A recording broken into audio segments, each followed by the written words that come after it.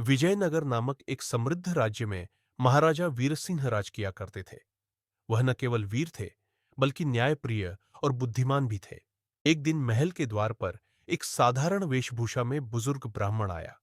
उसके हाथ में एक पुराना ताम्रपत्र था, जिस पर लिखा था, जब चंद्रमा अमावस की रात में पूरी तरह अदृश्य होगा, तब महल के उत्तर दिशा में स्थित पुराने कुएं में एक गुप्त दरवाजा खुलेगा। उस दरवाजे के पीछे छुपा है विजयनगर का असली भविष्य। महाराजा को पहले तो ये एक छलावा लगा, पर उनकी जिज्ञासा जाग चुकी थी। कुएं की परछाइयां अमावस की रात आई। महाराजा अपने विश्वसनीय सैनिकों के साथ उस पुराने जर्जर कुएं के पास पहुंचे। जैसे ही रात का तीसरा पहर शुरू हुआ, कुएं की दीवार अपने आप दरकने लगी और एक पत्थरों से बना दरवाजा प्रकट हुआ। सबके रोंगटे खड़े हो गए। महाराजा ने सैनिकों को बाहर रुकने का आदेश दिया और अकेले ही उस गुप्त मार्ग में प्रवेश किया। समय की सुरंग अंदर घुप अंधेरा था, पर जैसे जैसे महाराजा आगे बढ़े, टॉर्च की रोशनी में उन्होंने देखा कि दीवारों पर चित्र उकेरे हुए हैं, लेकिन ये चित्र उनके वर्तमान से मेल नहीं खा रहे थे।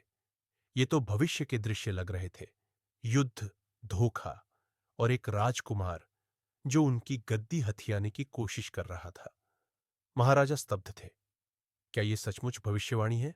अंत में वह एक बड़े कक्ष में पहुंचे, जहां एक सिंहासन पर एक नकाबपोश व्यक्ति बैठा था। उसकी आवाज भारी थी। मैं ही विजयनगर का भविष्य हूं, और तुम्हारा उत्तराधिकारी भी। मैं वह रहस्य हूं जिसे तुम जानना नहीं चाहते थे, पर अब तुम लौट नहीं सकते। महाराजा ने तलवार खींच ली, पर नकाबपोश ने एक आईना दिखाया। उसमें उनका ही पुत्र राजकुमार वीरवर्धन दिखाई दिया, जो कुछ ही दिनों से बहुत बदल गया था।